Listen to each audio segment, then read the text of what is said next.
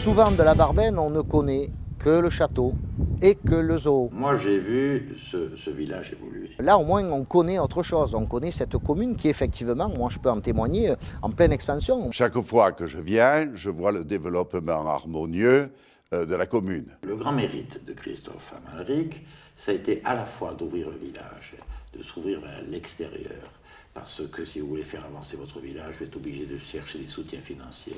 Et donc c'est ce qu'a très bien fait Christophe Amalric.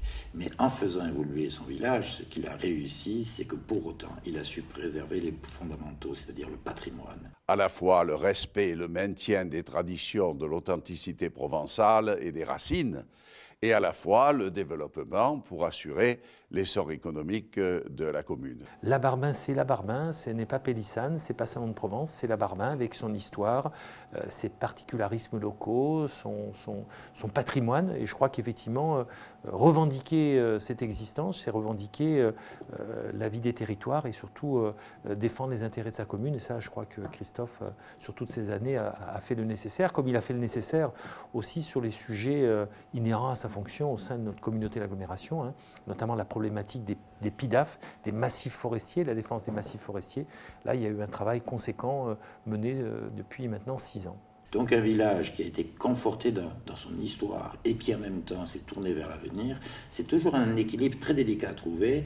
Et je trouve que Christophe Amalric l'a parfaitement réussi. Donc c'est une commune qui évolue bien, donc c'est cela aussi qu'il faut aider. C'est les communes qui vont de l'avant, c'est les communes qui investissent. Christophe, pour moi, fait partie des maires bâtisseurs. Il a une initiative, il a en fait cette volonté acharnée de vouloir faire de photovoltaïque un élément supplémentaire pour la commune dans le domaine de l'économie, de l'énergie, de la modernité. Et je suis heureux de l'aider. Et je souhaite que le gouvernement aide Christophe Amalric, aide le maire de la Barbin, pour ce développement qui s'inscrit bien dans notre 21e siècle. Et je trouve que Christophe a fait beaucoup de choses ces dernières années qui me paraissent très bien collées à cette image de l'aménagement du territoire qui est en réalité une prise de conscience du devoir que nous avons à l'égard de notre terre.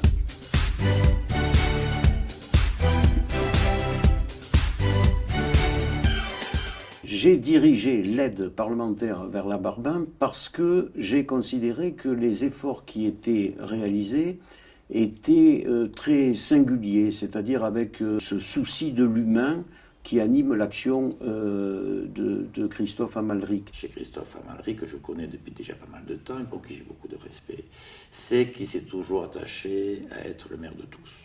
Et je crois qu'à travers les projets que j'ai vus émerger sur la Barbenne, j'ai vu que toutes les générations ont été représentées. Les jeux pour les enfants, l'école donc qui maintenant est florissante, sur laquelle d'ailleurs je pense qu'il met véritablement l'accent parce que l'éducation, je dirais que c'est vraiment primordial dans un village, dans un quartier, dans une ville. C'est ce qui va permettre à nos citoyens de grandir au sens noble du terme.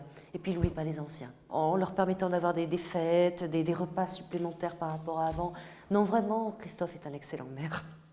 Et les projets qu'a défendu Christophe Amalric et qu'ont défendu les siens, ils vont dans ce sens, c'est-à-dire permettre de vivre ensemble, donner une unité humaine, parce que la cité, c'est d'abord la cité des hommes, quelle qu'en soit la dimension. Et ça, c'est un garant dans un village, et c'est encore plus nécessaire quand c'est un petit village pour garder l'unité de l'ensemble de la population.